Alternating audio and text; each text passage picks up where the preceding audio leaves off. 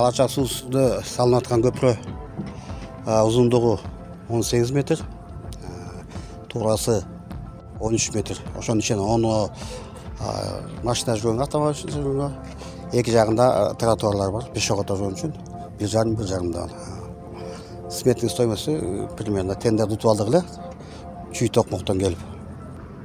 Договор 20 августта баштаганбыз, буюрса. Ноябрдын аягында жолду ачабыз деп убада бергенбиз. Календарный график боюнча. Бирок графиктен эрте келатабыз, буюрса. 2 жумада ачып калабыз деген ойдобуз.